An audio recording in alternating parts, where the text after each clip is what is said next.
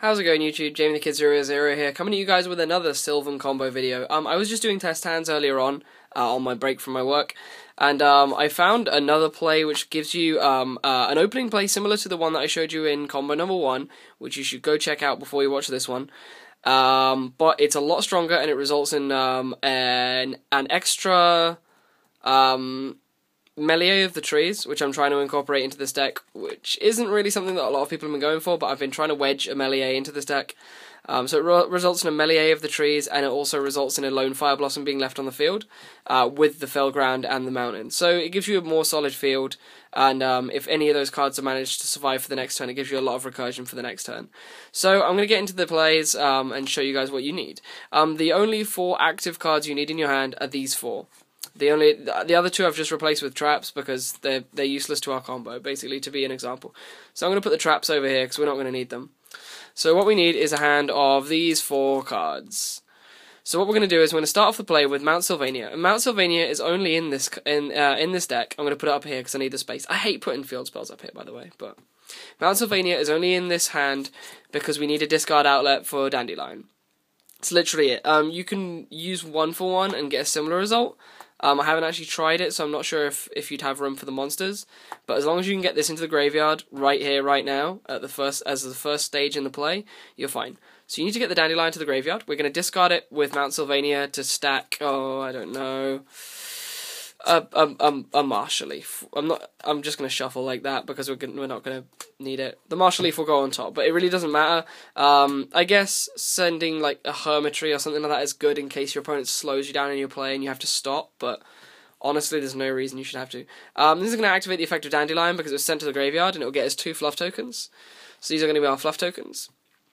We are then going to activate Super Solar Nutrient. Because these are plants, you contribute 1 for the Super Solar Nutrient, which will get you, they're level 1 plants, which will get you your, for those of you who don't know, this is a copy plant. For those of you who saw me pick this up, this is a proxy for a copy plant.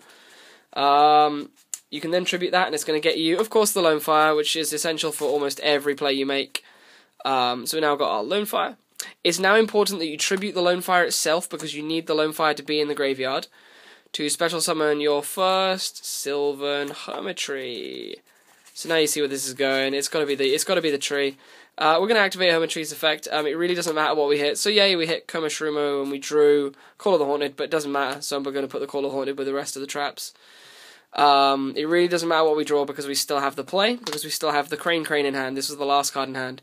So we're now going to summon our Crane. Special summon back our Dandelion. I'm actually running out of space, so I'm going to put the deck over here and knock stuff over on my desk. So we're going to special summon back the Dandelion. Exceeds with our Crane and our Dandelion for a copy of Melee of the Trees, which is, I love this card. I absolutely love the fact this card was printed. We're going to activate our Melee, detaching our Crane because it's important that we have enough room on our field for our monsters. To special summon back our Lone Fire Blossom. We're then going to use our Lone Fire Blossom to tribute the token, because it's a plant, for another Sylvan Hermitry. Of course, we can then activate that Hermitry because we have nothing to lose, so no, it was a spell, so that goes on the bottom. But it really doesn't matter. Like if you hit something off of these Hermitries, it's only gravy. It really isn't essential for this play. And then we are free to overlay these 2 for wherever it's gone. A copy of Divine Dragonite Felgrand. And that is our play, and we're left with, of course, the 3 other cards that we had. Well, if you didn't draw one off of the Hermitry, you've got 2 other cards in hand, which will either be traps or other monsters that give you more recursion next turn. So, I mean, say we set these. Next turn, you have access to your in your opponent's turn, you have access to your Felground to start protecting things. If your opponent isn't able to kill both of these, you're going to be left with some major comeback pushes. I mean, of course, you have your Sylvania to top deck a card, and if you don't like it, you can put it on the bottom of the deck to modulate your deck somewhat. You have, if the Lone Fire survives, access to another tree. You'll be able to stack a card with the Sylvania if it survives, so you can tree and stack a card. So you could stack the peas and get another Felgrand play next turn.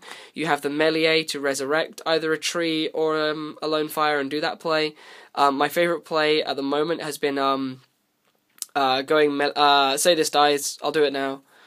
Say you're left with this, like say those cards died, you can detach off of the Melee which gets you, of course, the 2 tokens, but I'm not even sure if they matter because this isn't what I'm interested in.